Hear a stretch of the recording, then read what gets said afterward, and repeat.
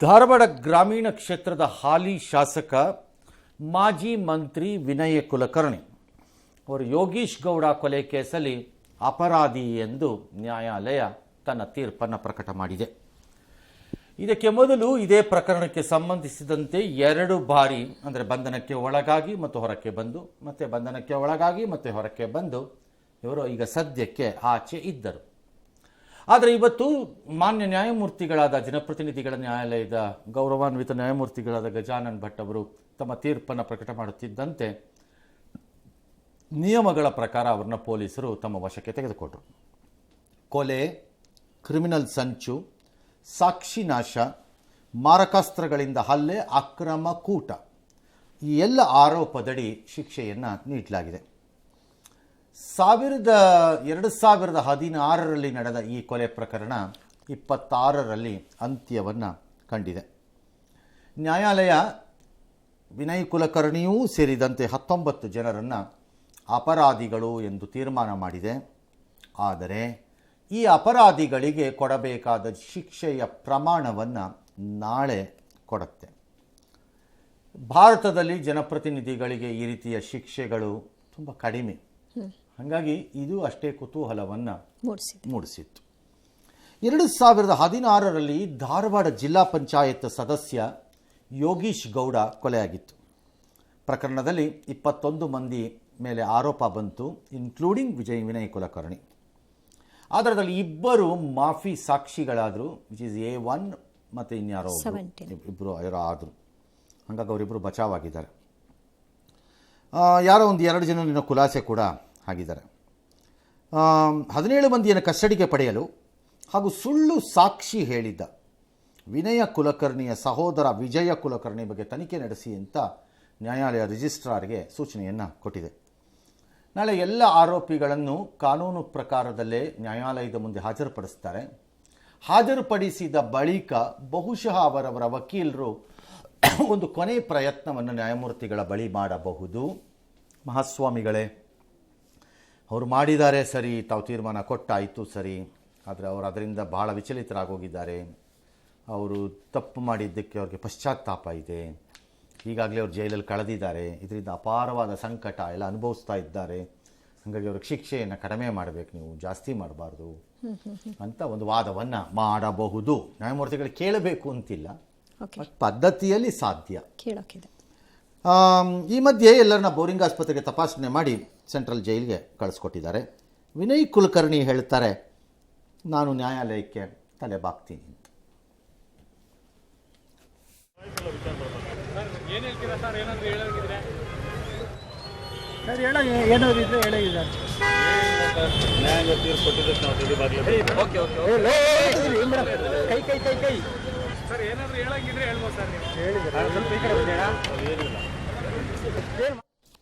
ಯಾವೆಲ್ಲ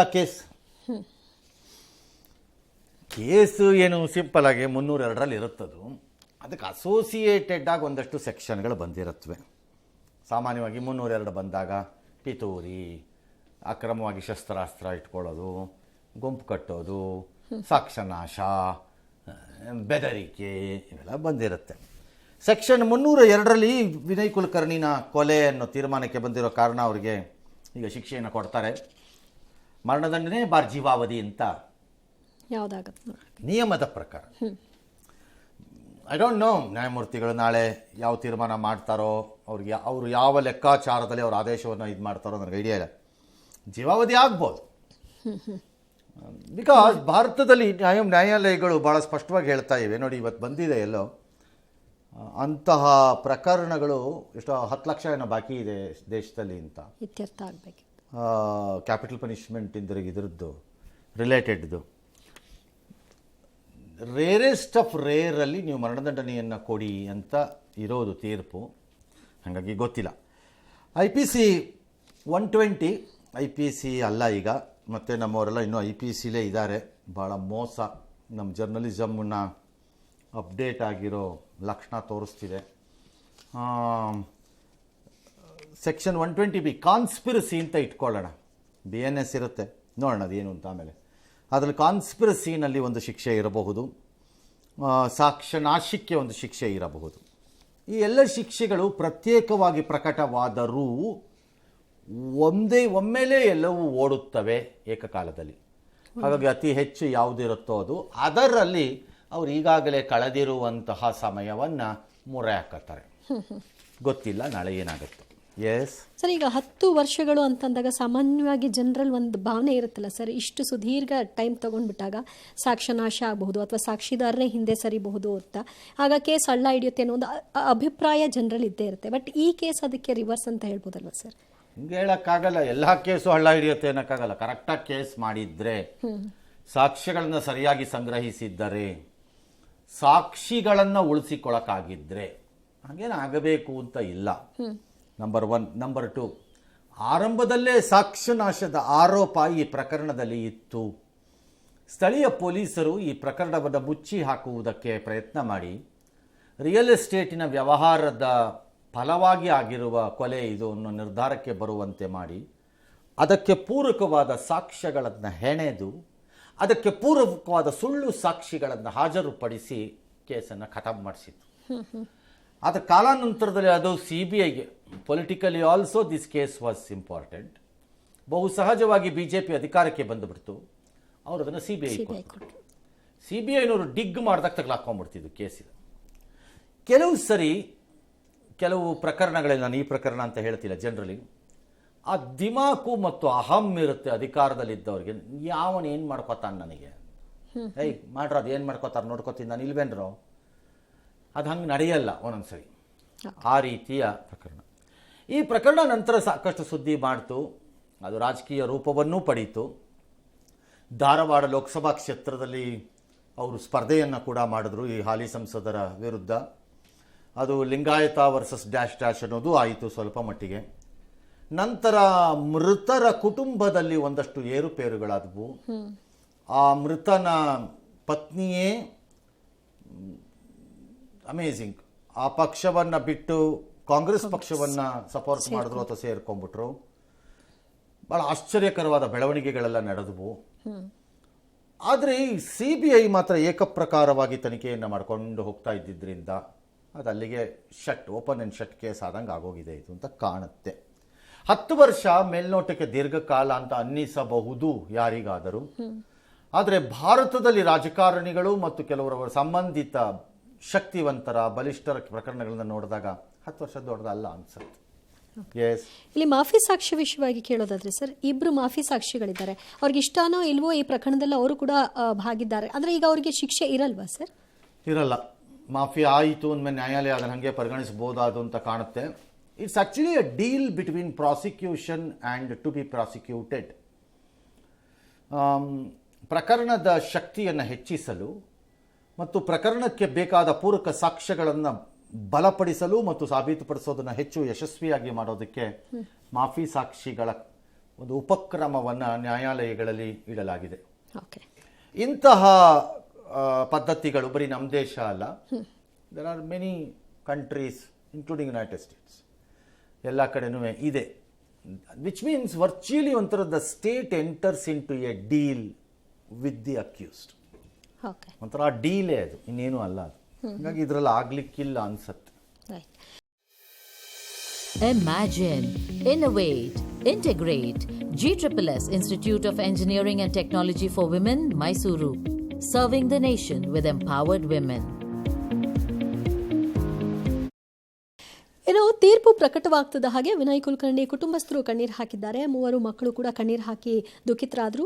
ನಂತರ ವಿನಯ್ ಕುಲಕರ್ಣಿ ಅವ್ರನ್ನ ನೋಡಿ ಅವರು ಕೂಡ ಕಣ್ಣೀರಿಟ್ಟರು. ಕೊನೆಗೆ ಅವರೇ ಸಮಾಧಾನ ಪಡಿಸಿದರು. ನಾಳೆ 2 ವರ್ಷಕ್ಕಿಂತ ಹೆಚ್ಚು ಅವಧಿ ಶಿಕ್ಷೆ ಗುರಿಯಾದರೆ ಜನಪ್ರತಿನಿಧಿಗಳ ಕಾಯ್ದೆಗೆ ಸೆಕ್ಷನ್ 8/4 ಪ್ರಕಾರ ತಕ್ಷಣದಿಂದ ವಿನಯ್ ಕುಲಕರ್ಣಿ ಶಾಸಕತ್ವ ಅನರ್ಹಗೊಳ್ಳುತ್ತೆ. ವಿನಯ್ ಕುಲಕರ್ಣಿಗೆ ಮೇಲ್ಮನವಿ ಸಲ್ಲಿಕೆ ಮಾಡೋದಕ್ಕೆ ಒಂದು ಅವಕಾಶವೂ ಕೂಡ ಇದೆ.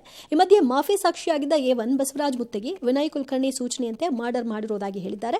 ಅತಿಯಾದ ಸ್ವಾಮಿ ನಿಷ್ಠೆಯಿಂದ ಕೊಲೆಯಲ್ಲಿ ಭಾಗಿಯಾದೆ ಅಂತ ಕೂಡ ಅವರು ಹೇಳಿಕೊಂಡಿದ್ದಾರೆ. ಅಂದ ಹಾಗೆ 2019ರಲ್ಲಿ ಅಂದಿನ ಮುಖ್ಯಮಂತ್ರಿಗಳಾಗಿದ್ದ ಯಡಿಯೂರಪ್ಪನವರು ಈ ಪ್ರಕರಣವನ್ನು CBIಗೆ ಕೊಟ್ಟಿದ್ರು.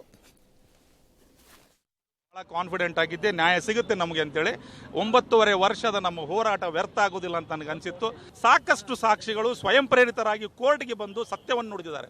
ಆ ಒಂದು ಕಾರಣದಿಂದಾಗಿ ನಾವು ಗೆಲ್ತೇವೆ ಅನ್ನೋ ಭರವಸೆ ನನಗೆ ಮೂಡಿತ್ತು ಸರ್. ಬಹಳ ಸಂತೋಷ ಆಗ್ತಾ ಇದೆ. ತನ್ನ ತಪ್ಪನ್ನು ಒಪ್ಪಿಕೊಳ್ಳದೆ ನಾನು ರಾಜಕೀಯ ಪ್ರಭಾವವನ್ನು ಬೀರಿ ಹಣಬಲದಿಂದ ತೋಳಬಲದಿಂದ ನಾನು ಸತ್ಯ ಮುಚ್ಚಾಕ್ತೇನೆ ಅಂತ ಹೇಳಿದ್ರೆ ಕಾನೂನು ಇದೆ ಈ ದೇಶದಲ್ಲಿ ಅನ್ನೋದಕ್ಕೆ ಇವರಿಗೆ ಒಂದು ಉದಾಹರಣೆ ಇದು. ಅವರಿಗೆ ಉತ್ತರ ಇವತ್ತು ನ್ಯಾಯಾಲಯ ಕೊಟ್ಟಿದೆ. ಕಾನೂನಿಗಿಂತ ದೊಡ್ಡವರು ಯಾರೂ ಇಲ್ಲ ಸರ್.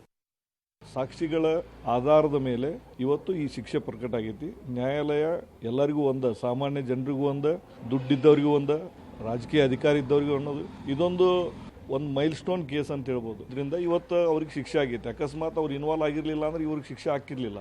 ಮುಂದೆ ನಾನು 2023 ಮಾಫಿ ಸಾಕ್ಷಿಯಾಗಿ ಕೋರ್ಟಿಗೆ ಸಾಕ್ಷಿ ಹೇಳ್ತೇನೆ ಅಂತೇಳಿ ಅದು ತಾಂತ್ರಿಕ ದೋಷಗಳಿಂದ ಅದು ರಿಜೆಕ್ಟ್ ಆಗಿತ್ತು. ಮುಂದೆ ನನಗೆ ಮತ್ತೊಮ್ಮೆ ಅವಕಾಶ ಸಿಕ್ಕಾಗ ನಾನು ಅದನ್ನು ಅರ್ಜಿಯನ್ನು ಹಾಕಿ ನಾನು ಸಾಕ್ಷಿಯನ್ನು ಕೋರ್ಟಿಗೆ ಹೇಳಿದ್ದೆ. ಸರ್ ನಮ್ಗೆ ಖುಷಿಯಾಗಿದೆ ರೀ. ನಮ್ಮ ತಂದೆ ತಾಯಿ, ನಮ್ಮ ಅಣ್ಣ, ನಮ್ಮ ತಮ್ಗೆಲ್ಲರಿಗೂ ಆತ್ಮಶಾಂತಿ ಸಿಗಲಿ ಅಂತ ನಾವು ಕೇಳ್ಕೊತೇವೆ. 10 ವರ್ಷದ ನಂತರ ನಮಗೆ ಕೇಸು ಇದಾಗೈತೆ, ನಮಗೆ ಖುಷಿ ಆಗೈತಿ. ನಮಗೆ ಅನ್ಯಾಯ ಮಾಡಿದವ್ರಿಗೆ ನಮ್ಗೆ ಕಾನೂನು ಪ್ರಕಾರ ಶಿಕ್ಷೆ ಆಗಲಿ ಅಂತ ನಾವು ಕೇಳ್ಕೊಂಡಿದ್ವಿ. ಆದರೆ ಈಗ ಕಾನೂನು ನಮಗೆ ನ್ಯಾಯ ಒದಗಿಸಿಕೊಟ್ಟಿದೆ ಅಂತೇಳಿ ನಮ್ಗೆ ಇದಾಗೈತಿ. ನಮ್ಮ ತಮ್ಮಗೆ, ನಮ್ಮ ತಾಯಿಗೆ, ನಮ್ಮ ಫ್ಯಾಮ್ಲಿಯವ್ರಿಗೆ ಎಲ್ಲರಿಗೂ ನಮ್ಗೆ ಇದಾಗಲಿ ಅಂತೇಳಿ ನಾವು ಕೇಳ್ಕೊಂತೇವೆ ಸರ್. ಅವ್ರು ಸ್ವಾಮಿ ನಿಷ್ಠೆ ಬಗ್ಗೆ ಮಾತಾಡ್ತಾ ಇದ್ರು ಸರ್. ಇದೊಂದು ಪಾಠ ಅಲ್ವಾ ಸರ? ನಮ್ಮ ನಾಯಕ, ನಮ್ಮ ಅಣ್ಣ, ಈ ಥರ ಭಾವನೆಗಳನ್ನ ಇಟ್ಕೊಂಡು ಇದ್ರೊಳಗೆ ಹೋಗ್ಬಿಡೋರಿಗೆ. ಇದು ಭಾರತದ ರಾಜಕಾರಣ ಮತ್ತು ಬಲಿಷ್ಠರ ವರ್ಗಗಳಲ್ಲಿ ನಡೆಯುವಂಥ ಸಾಮಾನ್ಯ ಕೆಲಸಗಳಿವೆ. ಸಾಮಾನ್ಯವಾಗಿ ದೊಡ್ಡವ್ರ ಪ್ರಕರಣ ಬಂದ ತಕ್ಷಣ ಈಗಲೂ ನಡೀತಿದೆ. ಗುಂಡಾಕೊಂಡು ಅಪ್ರಾಪ್ತ ವಯಸ್ಸಿನ ಮಗ ಓಡಿಸಿದ್ರೆ ಅದನ್ನು ಮುಚ್ಚಾಕ್ಸೋದು, ಅವನು ಮಾಡಿದ್ದೇ ಸರಿ ಅಂತ ತಂದೆ ತಾಯಿಗಳ ಬಂದು ಆಚೆ ಡಿಫೆಂಡ್ ಮಾಡ್ಕೊಳ್ಳೋದು, ಯಾರದ್ದೋ ಕುಟುಂಬದಲ್ಲಿ ಅನ್ನ ದೊಡಿತಿದ್ದ ಕೈಗಳನ್ನ ಮಗ ಸಾಯಿಸಿದ್ರು ಪಾಪಿ ಅವನನ್ನು ಉಳಿಸ್ಕೊಳ್ಳೋಕೆ ಟ್ರೈ ಮಾಡೋದು, ಇಂಥ ಪ್ರಕರಣ ಎಷ್ಟು ನೋಡ್ತಾ ಇದ್ದೀರಿ ನೀವು. ಹಾಗಾಗಿ ಇದು ನಿಲ್ಲತ್ತೆ ಅಂತ ನಾನೇನು ಅಂದ್ಕೊಂಡಿಲ್ಲ ವಿನಯ್ ಕುಲಕರ್ಣಿ ಪ್ರಕರಣದಿಂದಾಗಿ. ಬಟ್ ಅದು ನಿಲ್ಲುತ್ತೆ ಅನ್ನೋ ಥರ, ಆ ನಿಲ್ಲಲಿ ಅನ್ನೋ ಭಾವನೆ ನಮಗೆ ಬರಬೇಕಷ್ಟೆ. ಓಕೆ, ಈಗ ನಾಳೆ ತೀರ್ಪು ಬರುತ್ತೆ, ಅಂದರೆ ಶಿಕ್ಷೆಯ ಪ್ರಮಾಣ ಪ್ರಕಟ ಆಗುತ್ತೆ ಸರ್. ಆದರೆ ಅವರು ಹೈಯರ್ ಕೋರ್ಟ್ಗೆ ಹೋಗಿ ಅವರ ಶಾಸಕತ್ವ ಉಳಿಸ್ಕೊಳ್ಳೋದಕ್ಕೆ ಏನು ಅವಕಾಶಗಳಿದೆ? ಉಳ್ಕೊಳ್ಳೋಕೆ ಸಾಧ್ಯ ಕೊಟ್ಟರೆ ಕೋರ್ಟು ಉಳ್ಕೋಬೋದು. ಓಕೆ, ಸ್ಟೇ ಕೊಟ್ಟರೆ. ಸ್ಟೇ ಕೊಡದಿದ್ದರೆ ಉಳಿಯಲ್ಲ. ಅದೆಷ್ಟೋ 48 ಗಂಟೆನೋ 24 ಗಂಟೆನೋ ಆ ಥರ ಎಷ್ಟೋ ಒಂದು ಟೈಮ್ ಇದೆ. ಅದರೊಳಗಡೆ speaker has to take an action. Okay, ಹಾಂ. ಬಟ್ ಸ್ಟೇ ಕೊಟ್ಟರೆ ಕತೆ ಬೇರೆ. ಕೊಡದೇ ಇದ್ದರೆ ನೆಕ್ಸ್ಟ್ ಸೈಕಲ್ನಲ್ಲಿ ಎಲೆಕ್ಷನ್ ಕಮಿಷನ್ನು ಒಳಗೆ ಬಂದ್ಬೇಕಾದ್ರೆ ಚುನಾವಣೆ ಮಾಡ್ಬೋದು. ಅನ್ಲೆಸ್ ಅಗೈನ್ ಕೋರ್ಟು ಸ್ಟೇ ಮಾಡಿದ್ರೆ ಮಾಡೋಕ್ಕೆ ಬರಲ್ಲ ಎಲೆಕ್ಷನ್. ಆದರೆ ಆ ಅವಧಿ ಒಳಗೆ ಇವರು ಕೋರ್ಟ್ಗೆ ಹೋಗಬೇಕು ಅಥವಾ ಅವರಿಗೆ ಹೋಗ್ತಾರೆ. 90 ದಿನ ಅವಧಿ ಇರುತ್ತೆ, ಹೋಗ್ತಾರೆ. 90 ದಿನ 90 ಡೇಸ್ ಟೈಮ್ ಇರುತ್ತೆ ಅವ್ರಿಗೆ. ಅಪೀಲ್ ಹೋಗ್ತಾರೆ. ರಾಜಕೀಯವಾಗಿ ಮಹಿಳಾ ಸಬಲೀಕರಣಕ್ಕೆ ಕೇಂದ್ರ ಸರ್ಕಾರ ಮಹಿಳೆಯರಿಗೆ 33% ಮೀಸಲಾತಿ ಕಲ್ಪಿಸುವ ನಾರಿ ಶಕ್ತಿ ವಂದನ್ ಅಧಿನಿಯಮದ ಬಿಲ್ಲನ್ನು ನಾಳೆ 3 ದಿನ ಚರ್ಚೆಗೆ ಕರೆದಿದ್ದಾರೆ. ಅಧಿವೇಶನವನ್ನು ಕರೆದಿದ್ದಾರೆ ನಾಳೆಯಿಂದ. ಸಾಕಷ್ಟು ಚರ್ಚೆ ನಡೆಯುತ್ತೆ. ನಿನ್ನೆ ಹೇಳಿದಂಗೆ 543 ಸೀಟ್ಗಳಿರುವ ಲೋಕಸಭೆ 850ಕ್ಕೆ ಹೋಗುತ್ತೆ.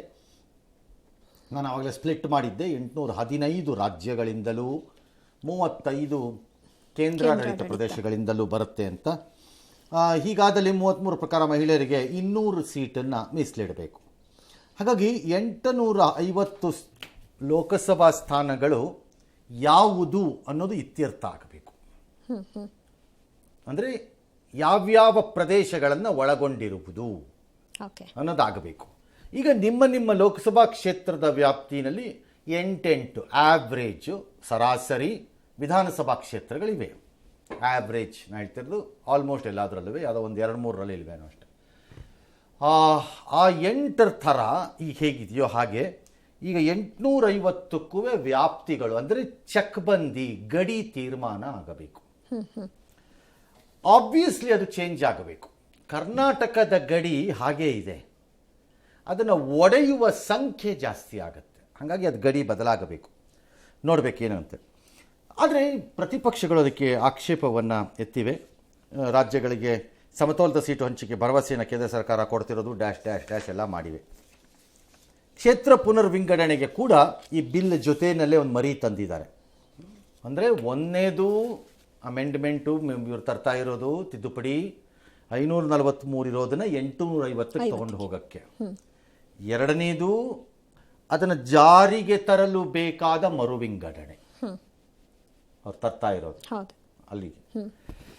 ಮೂರನೇದು ಈ ಮರುವಿಂಗಡಣೆಯನ್ನು 2011 ಸೆನ್ಸಸ್ಸಿನ ಜನಗಣತಿಯ ಆಧಾರದ ಮೇಲೆ ಮೂರು ತರ್ತಾ ಇದ್ದಾರೆ. ಅಸಮತೋಲನ ಆಗುತ್ತೆ, ಜನಸಂಖ್ಯೆ ನಿಯಂತ್ರಣ ಮಾಡಿ ದಕ್ಷಿಣ ರಾಜ್ಯಗಳಿಗೆ ಅನ್ಯಾಯ ಆಗುತ್ತೆ ಡ್ಯಾಶ್ ಡ್ಯಾಶ್ ಅಂತ ಹಿಂದುಳಿದು. ಮಹಿಳಾ ಮೀಸಲಾತಿ ವೇಳೆ OBC ದಲಿತರಿಗೆ ಉಪ ಮೀಸಲಾತಿ ಬೇಕು. ಓಕೆ, ಇಲ್ಲಿಗ ಪ್ರಮುಖ ಪ್ರಶ್ನೆಗಳು. ಮಹಿಳಾ ಮೀಸಲಾತಿ ವೇಳೆ OBC ದಲಿತರಿಗೆ ಉಪ ಮೀಸಲಾತಿ ಬೇಕು ಅನ್ನೋದು ದೀರ್ಘಕಾಲದಿಂದ ಬಂದದ್ದು. ಅದು ರಾಂಗ್ ಅನ್ನೋ ನಿರ್ಧಾರಕ್ಕೆ ದೇಶ ಬಂದ್ ಆಗೋಗಿದೆ. ಹೆಣ್ಣು ಮಕ್ಕಳು ಅಂತ ಇರಬೇಕು ಅಷ್ಟೇ, ಅದರಲ್ಲಿ ಒಳ ಮೀಸಲಾತಿ ತರಬಾರ್ದು ಅನ್ನೋದು. ಅದನ್ನೇ ಕಾಂಗ್ರೆಸ್ಸು ಹೇಳಿತ್ತು. ಇವತ್ತು ಕಾಂಗ್ರೆಸ್ ಅವತ್ತು ಬೇರೆ ಇವತ್ತು ಬೇರೆ ಅಂತಂದ್ರೆ ಯಾರೇನು ಮಾಡೋಕ್ಕಾಗಲ್ಲ. ಅದಕ್ಕೆ ಕಾಂಗ್ರೆಸ್ಸು ಅವತ್ತು ಅದನ್ನು ಒಪ್ಪಿರಲಿಲ್ಲ. ಕಾಂಗ್ರೆಸ್ ಇಂಟ್ರೊಡ್ಯೂಸ್ ಮಾಡಿದ್ದು ಬಿಲ್ ಇದು ಮೂಲ, ಹಂಗೆ ಹೇಳಬೇಕು ಅಂದರೆ ಆರಂಭದಲ್ಲಿ. ಅವತ್ತು ಲಾಲೂ ಪ್ರಸಾದ್ ಯಾದವ್ ಕಡೆಯವರು, ಶರದ್ ಯಾದವ್ ಯಾರ್ಯಾರೋ ಸೇರ್ಕೊಂಡು ಅದನ್ನು ಹರಿದು ಹಾಕಿ ಎಲ್ಲ ಮುಖದ ಮೇಲೆ ಎಸ್ತುಬಿಟ್ಟು ಎಲ್ಲ ಮಾಡಿ ಅದನ್ನು ನಿಲ್ಲಿಸಿದ್ರು.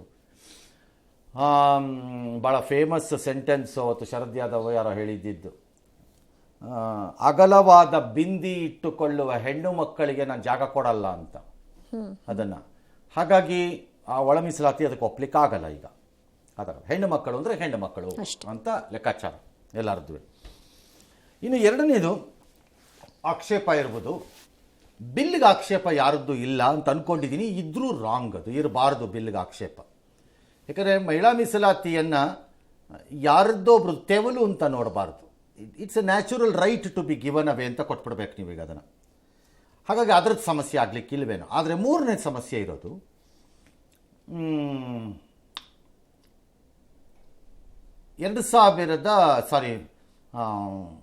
33% ಮಾಡಿದಾಗ ನೀವು ಸ್ಥಾನಗಳನ್ನು ಹೆಚ್ಚಿಸೋದು ರಾಜ್ಯಗಳಲ್ಲಿ.